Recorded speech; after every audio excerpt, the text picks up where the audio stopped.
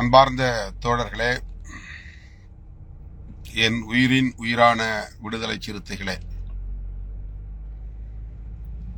உங்கள் அனைவருக்கும் என்னுடைய பணிவார்ந்த வணக்கத்தை தெரிவித்துக் கொள்கிறேன்.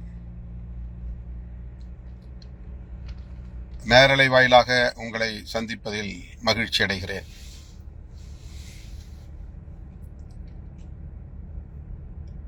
இன்று நமது கட்சியின் துணை பொதுச் செயலாளர் ஆதவ் அர்ஜுனா அவர்கள் இடைநீக்கம் செய்யப்பட்ட அறிவிப்பை அனைவரும்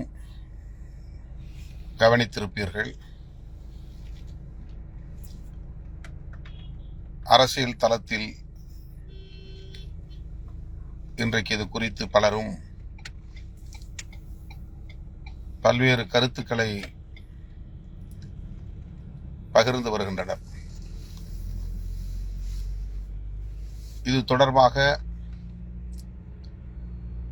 கட்சி தோழர்களுக்கு சில விளக்கத்தை சொல்ல வேண்டும்.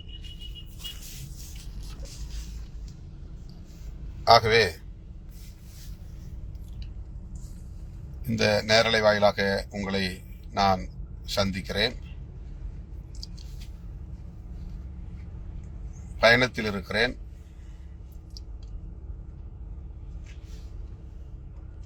இந்த நடவடிக்கை என்பது எத்தகைய சூழலில் எடுக்கப்பட்டிருக்கிறது என்பதை ஓரளவுக்கு தோழர்கள் நீங்கள் அனைவரும் அறிவீர்கள் என்று நான் நம்புகிறேன். இருந்தாலும் மேலும் உங்களுக்கு ஒரு தெளிவை ஏற்படுத்த வேண்டியது கட்சி தலைவர் என்கிற முறையில் கடமை இருப்பதாக உணர்கிறேன்.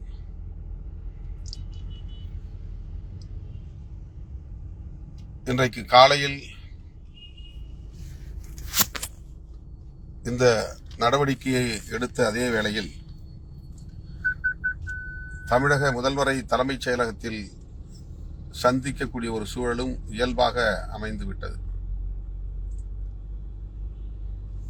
இதையும் கூட இன்றைக்கு பலரும் பல்வேறு யூகங்களின் அடிப்படையில் மனம் போன போக்கில் பேசி வருகிறார்கள்.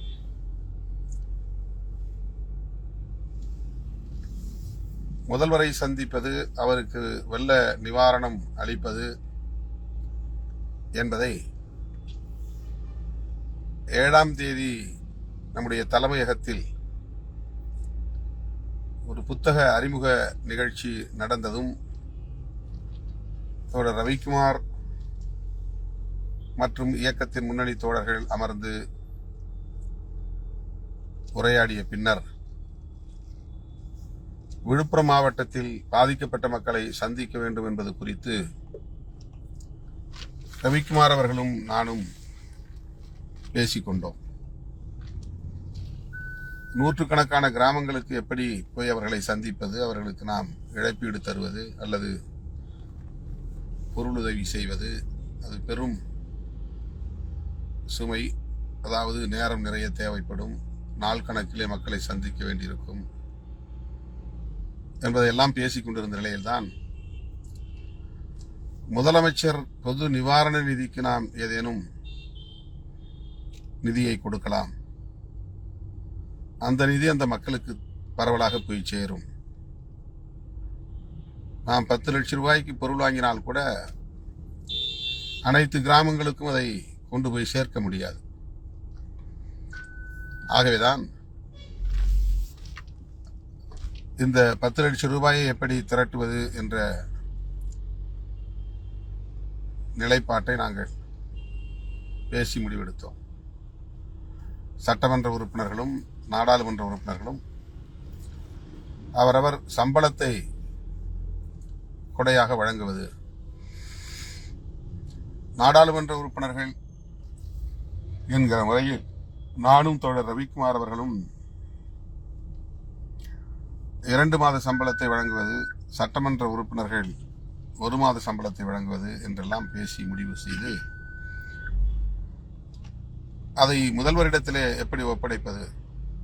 திங்கட்கிழமை காலை 9:50 மணிக்கு விமானம் புதுதில்லிக்கு செல்ல வேண்டும்.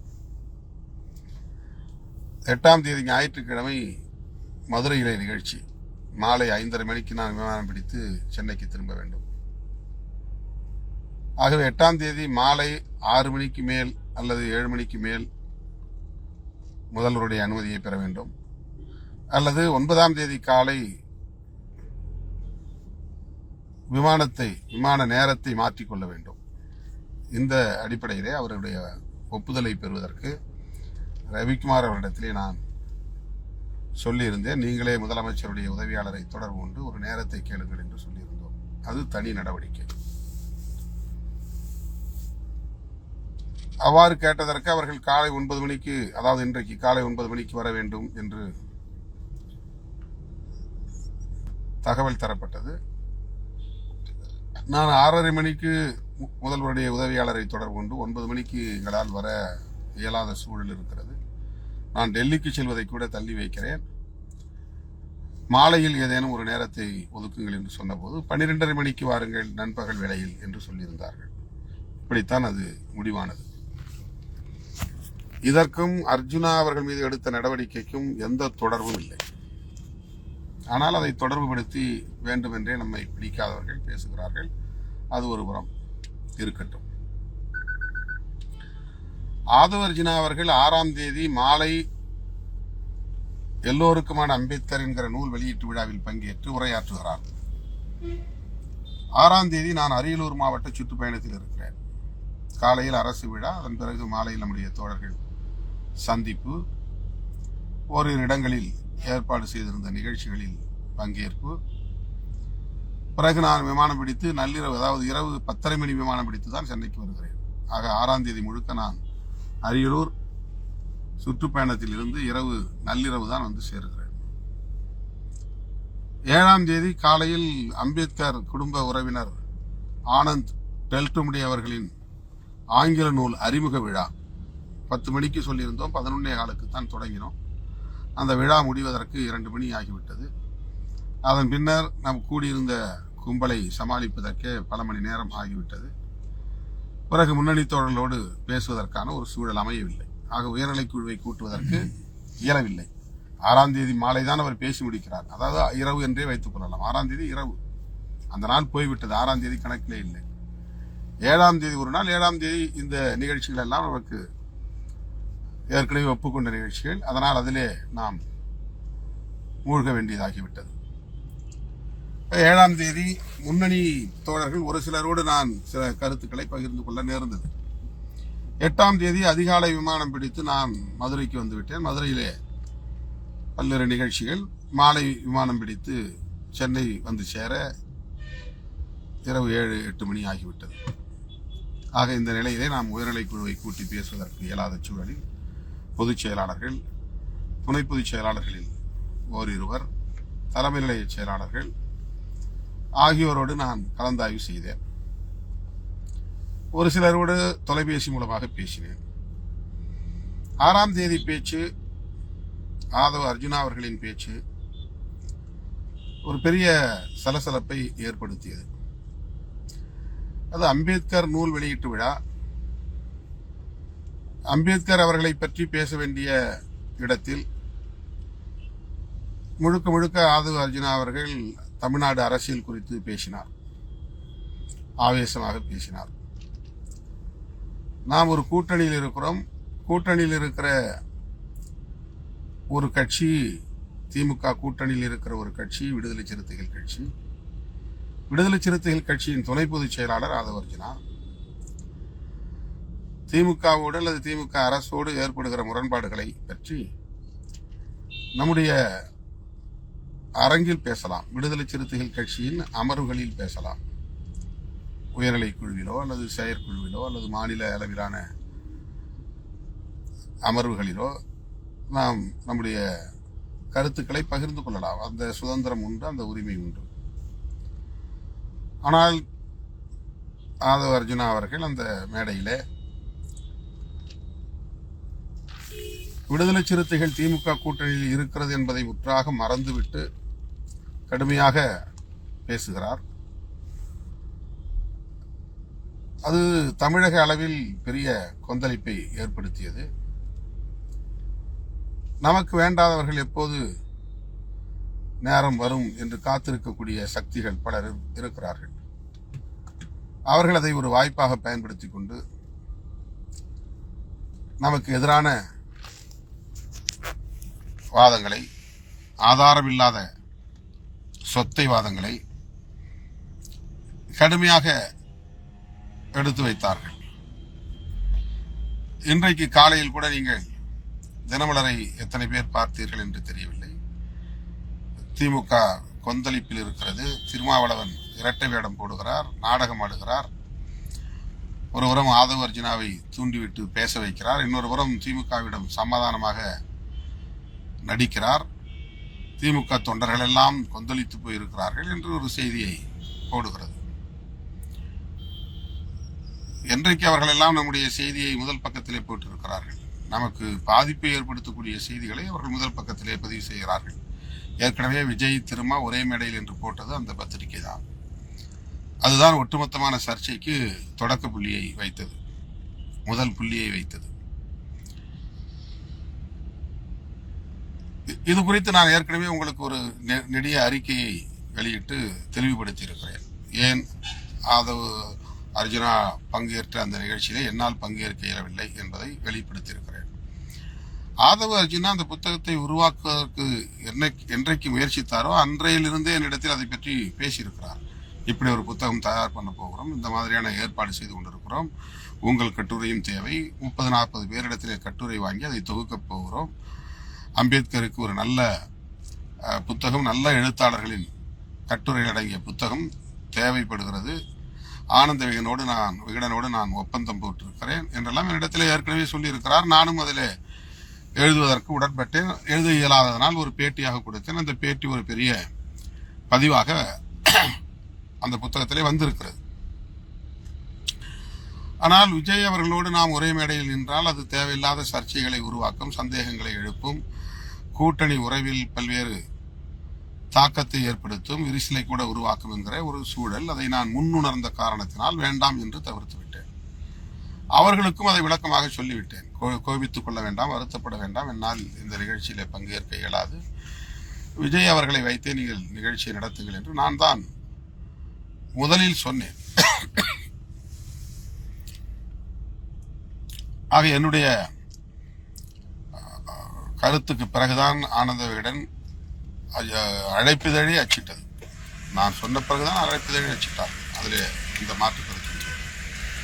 அதே போல இந்த பிரச்சனை வந்த பிறகு ஆதவ அர்ஜுனா என்னிடத்திலே தொலைபேசியிலே நீங்கள் கலந்து கொள்ளவில்லை, நான் கலந்து கொண்டால் சரியாக இருக்குமா என்று என்னுடைய அறிக்கை வெளிவந்த பிறகு ஆதங்கத்தோடு கேட்டார்.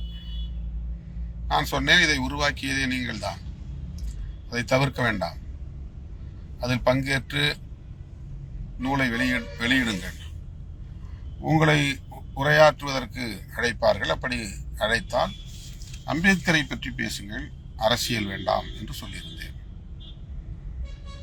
ஆனால் அவர் உணர்ச்சி வயப்பட்ட நிலையிலே என்ன பேசினார் என்பது உங்களுக்கு தெரியும். முன்பு சமூக ஊடகங்கள் இல்லாத காலத்தில் இது போன்ற கருத்துக்களை பேசினால் கூட பெரிய அளவிலே சமூக தளத்தில் பாதிப்பை ஏற்படுத்தாது, அரசியல் தளத்தில் தாக்கத்தை ஏற்படுத்தாது. இப்போது சமூக ஊடகங்கள் வளர்ந்திருக்கிற நிலையிலே ஒவ்வொன்றையும் அக்குவேறு ஆணிவேராக அலசக்கூடிய ஒரு நிலை இன்றைக்கு ஏற்பட்டிருப்பதை நாம் பார்க்கிறோம். ஆகவே ஆதவ அர்ஜுனா அவர்களின் அந்த பேச்சை வைத்துக் கொண்டு திருமாவளவனின் ஆணையோடு தான் அல்லது வழிகாட்டுதலோடு தான் ஆதவ அர்ஜுனா இவ்வளவு துணிவாக பேசுகிறார் என்ற ஒரு கருத்தை வலுவாக பேசத் தொடங்கினார்கள். யார் அவர்கள்? நாம் திமுக கூட்டணியிலே இடம்பெற்றிருப்பதை விரும்பாதவர்கள், அதிமுக கூட்டணிக்கு எப்படியாவது கொண்டு போய் சேர்க்க வேண்டும் என்று துடிக்கிறவர்கள், அல்லது விஜய் அவர்களோடு சேர்த்து விட வேண்டும் என்று துடிக்கிறவர்கள். மொத்தத்தில் திமுக கூட்டணியிலிருந்து நம்மை வெளியேற்ற வேண்டும் என்று திட்டமிட்டு செயல்படக்கூடியவர்கள். இதை ஒரு வாய்ப்பாக பயன்படுத்திக் கொண்டு ஆதவ அர்ஜுனா சுதந்திரமாக அவராக சுயமாக பேசவில்லை. திருமாவளவன் சொல்லித்தான் பேசுகிறார், திருமாவளவனுடைய வழிகாட்டுதலோடு தான் பேசுகிறார், திருமாவளவனுடைய தெம்பில் தான் பேசுகிறார் என்று நமக்கு எதிரானவர்கள் பரப்பிவிட்ட வதந்திகள், அவதூறுகள். ஆக இந்த நிலையில அடுத்தடுத்து ஆதவ அர்ஜுனா அவர்களின் பேச்சு அல்லது சமூக ஊடகங்களில் அவருடைய பதிவுகள் நமக்கு அரசியல் ரீதியான இக்கட்டை ஏற்படுத்துகிறது, நெருக்கடியை ஏற்படுத்துகிறது என்ற கருத்தை நாம் உணர முடிந்தது. நானே அவரிடத்தில் பலமுறை இப்படி பேச வேண்டாம், இது தேவையில்லாத ஒரு சர்ச்சையை எழுப்புகிறது, நாம் அதிகாரம் கேட்பது என்பது பொதுவாக சொல்லுகிறோம், ஆனால் அது திமுகவுக்கு எதிராகத்தான் பேசுகிறோம் என்று திரித்து பேசுகிறார்கள். நாம் கூடுதலான இடங்களை பெற வேண்டும், அமைச்சரவையில் இடம்பெற வேண்டும் என்று விரும்புவது இயல்பானது. ஆனால் அது திமுக அரசுக்கு எதிராக அல்லது திமுக ஆட்சிக்கு எதிராக இதை நாம் பேசுகிறோம் என்று திரித்து பரப்புகிறார்கள். அதற்கு இது இடம் கொடுக்கிறது. யாரிடத்திலே இவர் கேட்கிறார்? ஆட்சியிலும் பங்கு, அதிகாரத்திலும் பங்கு. திமுகவிடத்திலே கேட்கிறார். யாரும் திமுகவிடத்திலே கேட்டால் என்ன? ஒரு கூட்டணியிலே இருப்பவர்கள் தங்களுக்கு அதிகாரம் வேண்டும், அமைச்சரவையில் இடம் வேண்டும் என்று கேட்டால் என்ன, கேட்பதில் என்ன தவறு என்று பேசுவதற்கு ஆள் இல்லை. இவர் எப்படி கேட்கலாம்? அப்படி என்றால் திமுகவுக்கு நெருக்கடி தருகிறார்களா? அப்படி என்றால் திமுகவை விட்டு வெளியேற தயாராக இருக்கிறார்களா? இப்படி அதை கொண்டு போகிறார்கள். ஆக அவர்களுக்கு நாம் பெரிய சக்தி, இவர்கள்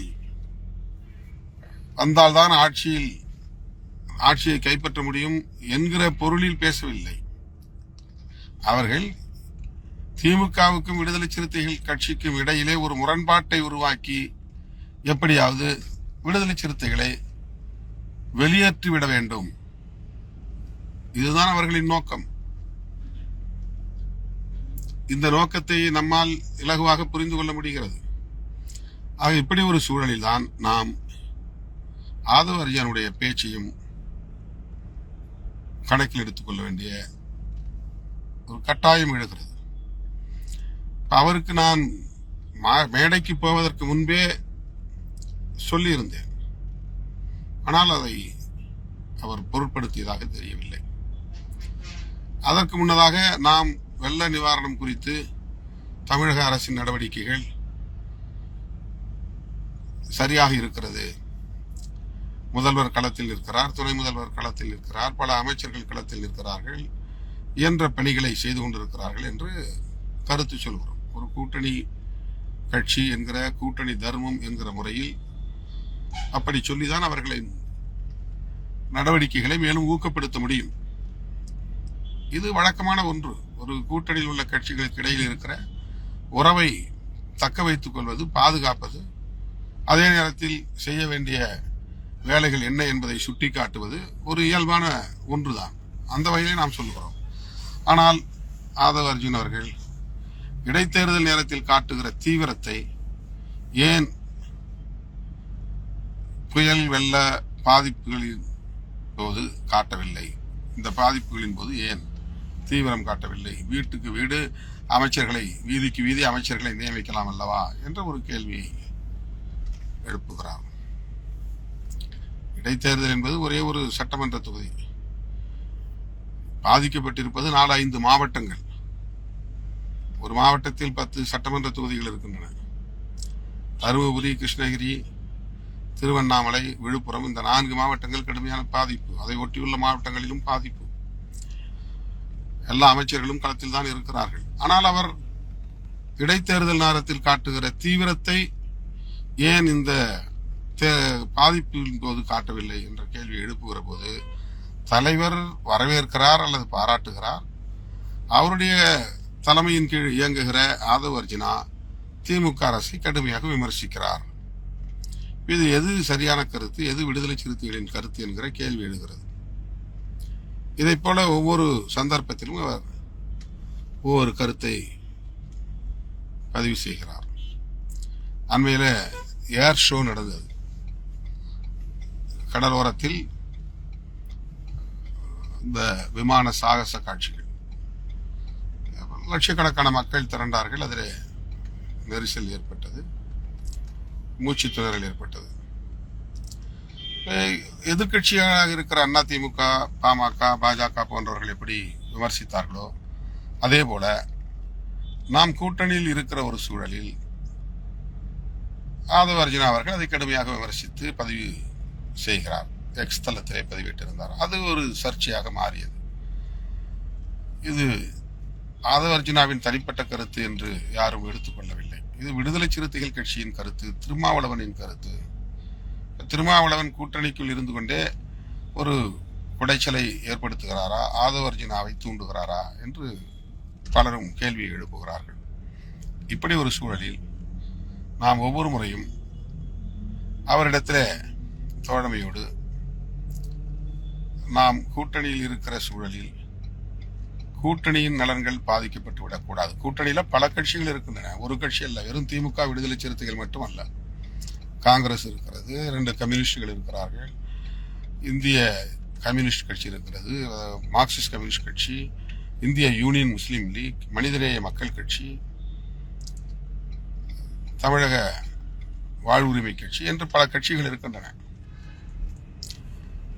அது எல்லா கட்சிகளுக்குமான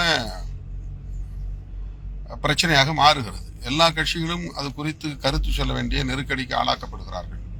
உங்க கூட்டணியில் இருக்கிற ஒருவர் இப்படி பேசுகிறாரே, இதை பற்றி உங்கள் கருத்து என்ன என்று போகிற இடங்களில் காங்கிரஸை பார்த்து கேட்கிறார்கள், கம்யூனிஸ்டுகளை பார்த்து கேட்கிறார்கள்,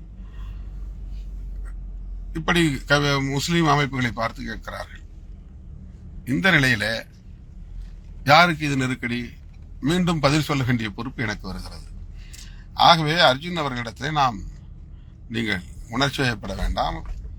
அரசை நாம் கேள்வி கேட்பது அல்லது அரசிடம் கோரிக்கை வைப்பது, அரசிடம் உரிமை கோருவது, அதிலே நமக்கு எந்த கட்டுப்பாடும் தேவையில்லை. நாம் சுதந்திரமாக கேட்கலாம். ஆனால் ஒரு கூட்டணி கட்சி, தோழமை கட்சி எப்படி அணுகுவது என்பது ஒரு முக்கியமான ஸ்ட்ராட்டஜி. எதிர்கட்சியை போல செயல்பட்டால் நமக்கு அரசியல் தெரியவில்லை என்று பொருள். ஒன்று வெளியே இருந்து எதிர்கட்சியாக செயல்பட வேண்டும், அல்லது உள்ளே இருந்து கொண்டு தோழமையோடு சுட்டி காட்ட வேண்டும். இப்போ நாம் ஒரு கூட்டணிக்குள்ளே இருக்கிற போது தோழமையோடு சுட்டி காட்டுவதுதான் அணுகுமுறையாக இருக்க முடியும். அதுதான் நாகரிகமான அரசியல். இதைத்தான் ஆதவ அர்ஜுனா அவரிடத்திலே நான் அவ்வப்போது சுட்டி காட்டி இருக்கிறேன். அவருக்கு ஒரு தீவிரமான அரசியலை மேற்கொள்ள வேண்டும், தமிழக அரசியலில் ஒரு புதிய நிலைப்பாட்டை எடுக்க வேண்டும், கூட்டணி ஆட்சியை இங்கே கொண்டு வர வேண்டும் என்கிற அடிப்படையிலே அவர் தன்னுடைய கருத்துக்களை எல்லாம் பதிவிடக்கூடிய சூழல் வந்ததால் 1 முறைக்கு 2 முறை, 2 முறைக்கு 3 முறை என்று அவரிடத்திலே நாம் விவரங்களை சொல்ல வேண்டியிருந்தது, வழிகாட்டுதலை தர வேண்டியிருந்தது, அறிவுறுத்தல் செய்ய இருந்தது. ஆனால் அவர் அதை காதில் போட்டுக் கொள்ளவில்லை, கவனத்தில் கொள்ளவில்லை என்கிற ஒரு இக்கட்டு உருவான பிறகுதான் நான் அந்த முடிவை எடுக்க நேர்ந்தது. கூட இருக்கிற முன்னணி தோழர்களிடத்திலே, தலைவரிடத்திலே கருத்து கேட்பது என்பது ஒரு ஜனநாயக நடைமுறை. நடவடிக்கை எடுப்பது என்பது நான் முழுமையாக உடன்பட்டு மனம் அதற்கு இடம் கொடுத்து அந்த அடிப்படையில் தான் அந்த நடவடிக்கையை எடுக்க முடியும். கூட இருக்கிற கட்சி தோழர்கள், முன்னணி தோழர்கள் அழுத்தம் கொடுத்து அதற்கு நான் இணங்கி அந்த அடிப்படையிலே நடவடிக்கை எடுத்து விட்டேன் என்பதோ, அல்லது திமுக அழுத்தம் கொடுத்து அந்த அழுத்தத்துக்கு பணிந்து அதன் அடிப்படையில் நான் நடவடிக்கை எடுத்து விட்டேன் என்று சொல்லுவதெல்லாம் தவறான கருத்து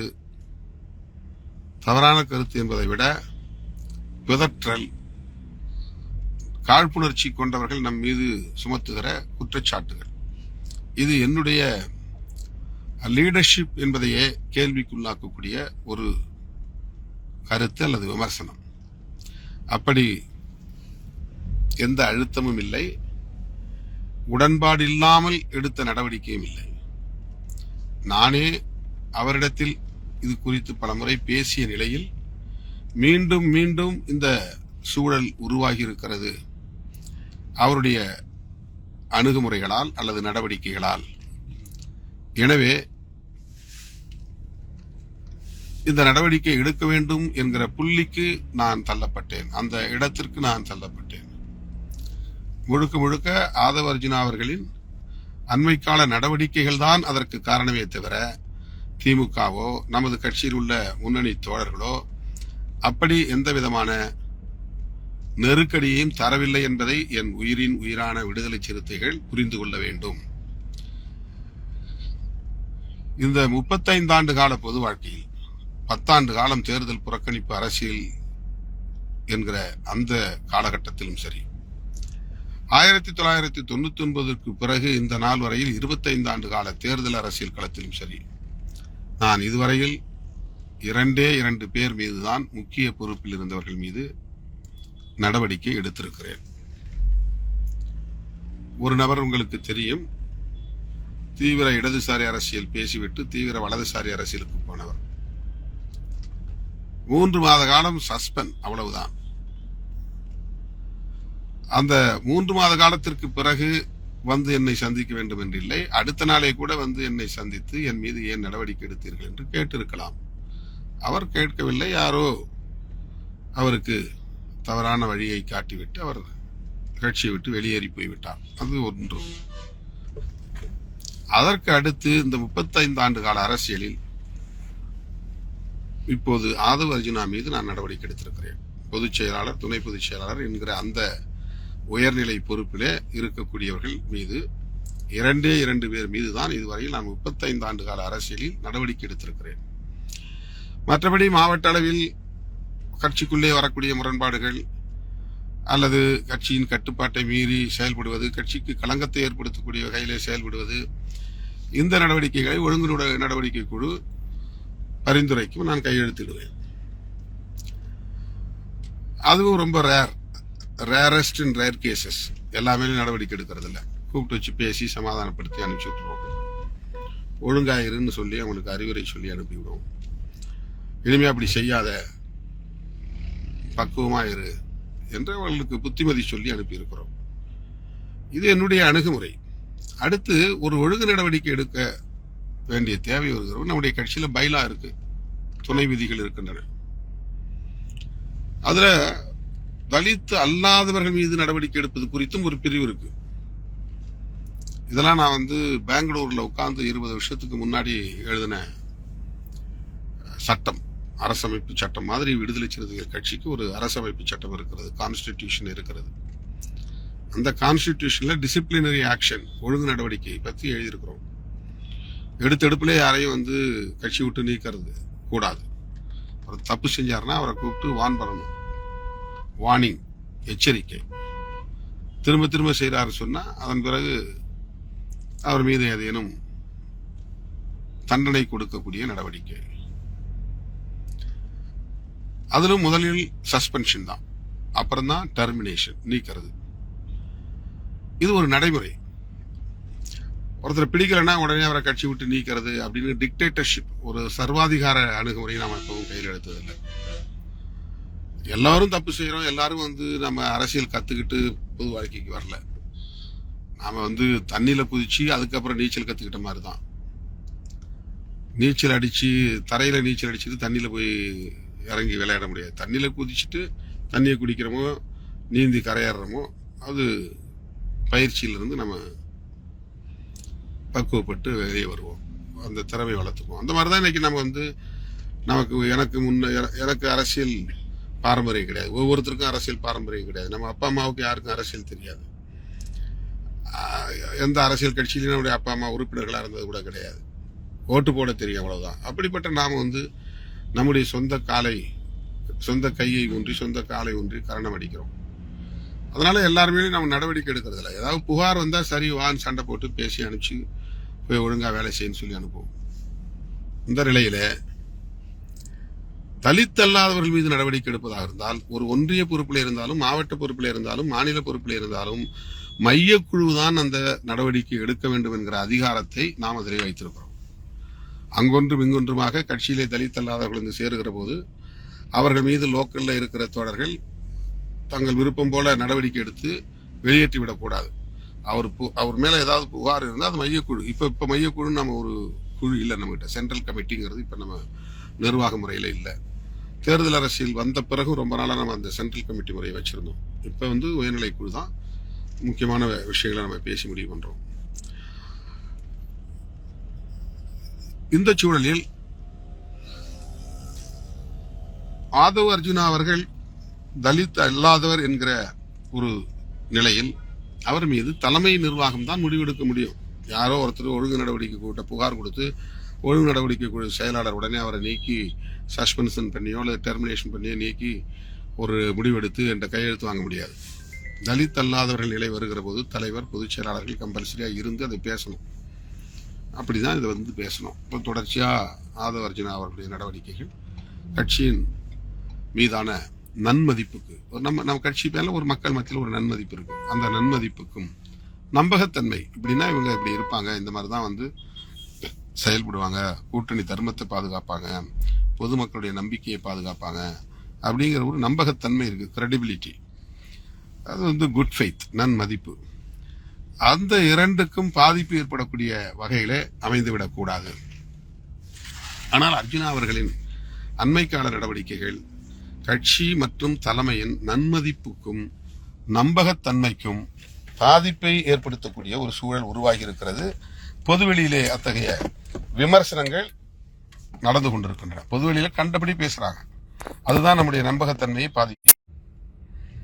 தலைமை நிர்வாகிகளோடு கலந்தாய்வு செய்த பின்னர் அவர் மீது நடவடிக்கை எடுப்பது என்று இன்று காலையில் தான் முடிவு செய்கிறோம். 9 மணிக்கு நான் கூட முதல்வர் சந்திப்பை தள்ளி போடலாம், அல்லது எம்எல்ஏக்கள் போய் பார்த்து அந்த செக்கை கொடுக்கட்டும், நான் இந்த நடவடிக்கை சம்பந்தமாக கொஞ்சம் உட்கார்ந்து டிராஃப்ட் பண்ண வேண்டியிருக்கு என்று கூட கருதினேன். அதை சொன்னேன். ஆனால் முதல்வர் அழைத்த பிறகு நாம் போகவில்லை என்றால் அதையும் சில பேர் அரசியல்படுத்துவார்கள் என்பதனால் இந்த நடவடிக்கையும் சமகாலத்தில் எடுக்க வேண்டியிருந்தது.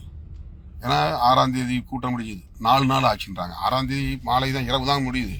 7ஆம் தேதி ஒரு நாள், 8ஆம் தேதி ஒரு நாள், 2 நாள் தான் போயிருது. ஆனால் நேற்றே என்ன சொல்றாங்க, 4 நாள் ஆச்சு, ஏன் நடவடிக்கை எடுக்கல?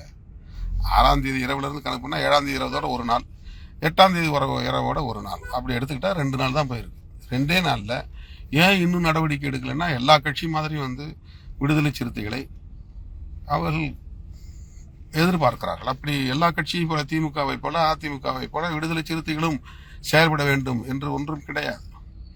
நம்முடைய கட்சியிலே நாம் 10% தலித் அல்லாதவர்களுக்கு கட்சி பொறுப்பிலே இடம் தர வேண்டும் என்று இருக்கிறோம். இது திமுகவிலே அதிமுகவிலே கிடையாது, வேற எந்த கட்சியும் கிடையாது. இது நம்முடைய கட்சியினுடைய சிறப்பு நடைமுறை. பெண்களுக்கு அதுபோல 10% கட்சி நிர்வாகத்திலே பொறுப்பு தர வேண்டும் என்று நாம் முடிவெடுத்திருக்கிறோம். இது திமுகவிலே அதிமுகவிலே இடதுசாரிகளில் எந்த கட்சியிலும் கிடையாது. இது நமக்குள்ள சிறப்பு நிலைப்பாடுகள். இளைய தலைமுறையினருக்கு 25 விழுக்காடு நாம் கட்சி நிர்வாகத்தில் மாவட்ட செயலாளர் பொறுப்புகளில் ஒதுக்கீடு செய்ய வேண்டும் என்று நாம் முடிவெடுத்திருக்கிறோம். இது நம்முடைய நிலைப்பாடு. அதே போல ஒழுங்கு நடவடிக்கை எடுப்பதில் ஜெயலலிதா அவர்கள் மாதிரி ஒரே ஸ்ட்ரோக்கில் ஒருவரை கட்சியை விட்டு தூக்கி எறிவது என்று நாம் செய்ய முடியாது. அந்த கட்சிக்கு அதுக்கு ஒரு பாரம்பரியம் இருக்கிறது, அந்த தலைமைக்கு ஒரு பாரம்பரியம் இருக்கிறது. அந்த செய்தாலும் அந்த கட்சி அதை ஏற்றுக்கொள்ளும். ஆனால் நம்முடைய கட்சியில் 100 விழுக்காடு எல்லாவற்றையும் டெமோக்ராட்டிக்காக ஜனநாயக அடிப்படையில் தான் நாம் மேற்கொள்கிறோம். எனவே மற்றவர்கள் ஏன் இன்னும் நடவடிக்கை எடுக்கவில்லை? ஆதவ் அர்ஜுனாவுக்கு பயப்படுகிறார்கள். ஏன் இன்னும் நடவடிக்கை எடுக்கவில்லை? ஆதவ் அர்ஜுனாவுக்கு பயப்படுகிறார்கள். நடவடிக்கை எடுத்த பிறகு ஏன் நடவடிக்கை எடுத்தார்கள்? திமுகவுக்கு பயந்து, திமுக கொடுத்த நெருக்கடி. திமுக கையெழுத்து நீ நீக்கிட்டு தான் என்னை பார்க்கணும்னு சொன்னா. இதுவரையிலும் ஒரு வார்த்தை கூட முதல்வரோ அல்லது திமுகவில் இருக்கிற அமைச்சர்களோ என்னிடத்தில் நீங்க ஏன் ஆதவ் அர்ஜுனாவை இன்னும் கட்சியை விட்டு நீக்கவில்லை அல்ல நடவடிக்கை எடுக்கவில்லை என்று யாரும் என்னிடத்தில் பேசவில்லை. அவரவர்களாக பேசுகிறார்கள், எனக்கு அது செய்தி வருகிறது. தனித்தனியாக எங்கெங்க இப்படி சொல்லுறாங்க அப்படி சொல்றாங்க செய்தி தான் வருதே தவிர என்கிட்ட யாரும் நேரடியா நீங்க ஏன் என்ன நடவடிக்கை எடுக்கணும்னு இதுவரையிலும் கேட்கவில்லை. அப்படி ஒரு எந்த நிர்பந்தமும் எனக்கு கிடையாது. அப்படி நிர்பந்தம் தரக்கூடிய அளவுக்கான சூழலும் கிடையாது. இப்போ திமுக அழுத்தம் கொடுத்து அவங்க நம்ம நடவடிக்கை எடுக்கலைன்னா நம்மளை கூட்டணியில் வச்சுக்க மாட்டாங்க அப்படின்னு நம்ம பயப்படணும் அப்படிங்கிற மாதிரியான ஒரு நெருக்கடி இருப்பதாக இவர்கள் கற்பனையாக பேசுகிறார்கள். அப்படி ஒரு தேவையே இருக்காது, எழவில்லை. அப்படி ஒரு தேவையே எழவில்லை. ஆகவே அவர்கள் எந்த நெருக்கடியும் தரவில்லை. அது 100 விழுக்காடு பொய், தவறான தகவல். அது அவதூறு. நடவடிக்கை எடுக்காத வரையில் ஆதவர்ஜுனாவுக்கு பயப்படுகிறார் என்று சொன்ன அதே கும்பல் நடவடிக்கை எடுத்த பிறகு திமுகவுக்கு பயந்து விட்டார், திமுக இவரை ஆட்டி படைக்கிறது, திமுகவுக்கு இவர் அடிபணிந்து போகிறார் என்று அந்த அவதூறுகளை திரும்ப திரும்ப அள்ளி இறைத்துக் கொண்டிருக்கிறார்கள். உங்களுக்கு நான் சொல்ல விரும்புவது 100 விழுக்காடு சுதந்திரமாக நான் எடுத்த முடிவு. இதில் யாருடைய தலையீடும் இல்லை, யாருடைய அழுத்தமும் இல்லை, யாருடைய ஒரு நெருக்கடியும் கிடையாது. என் மீது நீங்கள் வைத்திருக்கிற நம்பிக்கையின் அடிப்படையில் இதை மறுபடியும் நான் மீளுறுதி செய்கிறேன். நான் சுதந்திரமாக எடுத்த முடிவு. நம்முடைய தோழர்களோடு கலந்து பேசுவது என்னுடைய ஜனநாயக அணுகுமுறை. நான் அவர்களை கூப்பிட்டு அவர்களுடைய கருத்தை கேட்கிறேன், அது என்னுடைய கடமை. அதனால் அவர்கள் கருத்து சொல்கிறார்கள். பொதுச் செயலாளர்களாக இருந்தாலும் சரி, மற்ற துணை பொதுச் செயலாளர்கள், சட்டமன்ற உறுப்பினர்கள், தலைமை நிலைய செயலாளர்கள், அமைப்பு செயலாளர்கள், யாராக இருந்தாலும் அவர்களிடம் நான் கருத்து கேட்டதால் அவர்கள் கருத்து சொல்கிறார்கள். அவர்கள் யாரும் என்னை நெருக்கவில்லை, நெருக்கடி தரவில்லை. இதை என் உயிரின் உயிரான விடுதலை சிறுத்தைகள் உணர்ந்து கொண்டால் போதும், புரிந்து கொண்டால் போதும். சமூக ஊடகங்களில் யாரும் எதையும் சொல்லிவிட்டு போகட்டும், எப்படியும் அவதூறு பரப்பிவிட்டு போகட்டும். அதற்கு நாம் முகம் கொடுக்க வேண்டாம், எதிர்வினை ஆற்ற வேண்டாம். யாரோ ஏதோ சொல்லுவதை கேட்டுக்கொண்டு அண்ணன் சுயமாக இந்த முடிவை எடுக்கவில்லை, சுதந்திரமாக இந்த முடிவை எடுக்கவில்லை, ஏதோ ஒரு அழுத்தத்தால் எடுத்துவிட்டார் என்று சொல்லுகிற அந்த கதையை யாரும் நம்ப வேண்டாம். அது 100 விழுக்காடு பொய், 100 விழுக்காடு அவதூறு, 100 விழுக்காடு வதந்தி. எனக்கென்று ஒரு புரிதல் இருக்கிறது, கடமை இருக்கிறது. கட்சியை காப்பாற்ற வேண்டிய கடமை இருக்கிறது. எப்படி ஒருவர் மீது நடவடிக்கை எடுக்க வேண்டும், எந்த நேரத்தில் எடுக்க வேண்டும், எந்த சூழலில் எடுக்க வேண்டும், ஏன் எடுக்க வேண்டும் என்கிற புரிதலும் இருக்கிறது. ஆனால் உடன் இருக்கிற தோழர்கள், முன்னணி தோழர்கள், அரசியல் புரிதல் உள்ள தோழர்கள், பொதுச் செயலாளர்கள் உள்ளிட்ட அனைவரையும் சொல்லுகிறேன், தலைமை நிர்வாகிகள், அவர்களோடு நான் கருத்து கேட்க வேண்டும். அவர்களுடைய கருத்தை அறிந்து, அவர்கள் என்ன நினைக்கிறார்கள் என்பதை அறிந்து, அதன் பிறகு நான் இப்படி ஒரு முடிவு எடுக்கப் போகிறேன் என்று அவர்களோடு கலந்து பேசி, அப்படி எடுத்தால் அவர்களுக்கும் தன்னை அண்ணன் கேட்டார், விசாரித்தார் என்ற ஒரு மன நிறைவு இருக்கும். அதற்காக அவரிடத்திலே நான் சில கருத்துக்களை கேட்டேன் என்பதுதான் உண்மை. மற்றபடி நம்முடைய கட்சியிலோ அல்லது கட்சிக்கு வெளியில் இருந்தோ, குறிப்பாக திமுகவிடம் இருந்தோ எந்த விதமான அழுத்தமும் இல்லை என்பதை மறுபடியும் உங்களுக்கு நான் உறுதிப்படுத்த விரும்புகிறேன். சுதந்திரமாக எடுத்த முடிவு. ஆதவ் அர்ஜுனா மீது இடைநீக்கம் என்கிற இந்த நடவடிக்கை தவிர்க்க முடியாத ஒரு சூழலில்தான் எடுக்கப்பட்டிருக்கிறது என்பதை, கட்சியின் நலன்களை முன்னிறுத்தி தான் எடுக்கப்பட்டிருக்கிறது என்பதை, இது ஒரு தவறான முன்மாதிரியாக அமைந்துவிடக்கூடாது, அதை இப்போதே தடுத்தாக வேண்டும் என்கிற பொறுப்புணர்வோடு தான் எடுக்கப்பட்டிருக்கிறதே தவிர வேறு எந்த தலையீடும் இல்லை, அழுத்தமும் இல்லை என்பதை தோழர்கள் புரிந்து கொள்ள வேண்டும் என்பதை சொல்லி, இவ்வளவு நீண்ட ஒரு உரையாடலை பொறுமையாக கேட்ட உங்கள் அனைவருக்கும் நன்றி கூறி முடிக்கிறேன். நாளை நான் புதுதில்லிக்கு செல்ல வேண்டும். நாளை முடிந்தால் புதுதில்லியிலிருந்து மீண்டும் முகநூல் நேரலையில் உங்களை சந்திக்கிறேன். நன்றி, வணக்கம்.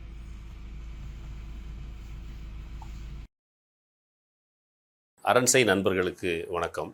அரண்சை ஊடகம் சுயேட்சையாக இயங்குவதற்காகவே உருவாக்கப்பட்டது. நாம் செய்கிற வேலை உண்மையிலேயே மக்களுக்காக செய்கிறோம் என்பதை நீங்கள் நம்பினால், வாய்ப்பு இருந்தால் இந்த ரேசர் பே QR கோடுக்குள்ளே நீங்கள் அதை ஸ்கேன் பண்ணி எங்களுக்கு உங்களால் இயன்றதை, விருப்பம் இருந்தால் ஆதரவு தெரிவிக்கலாம்.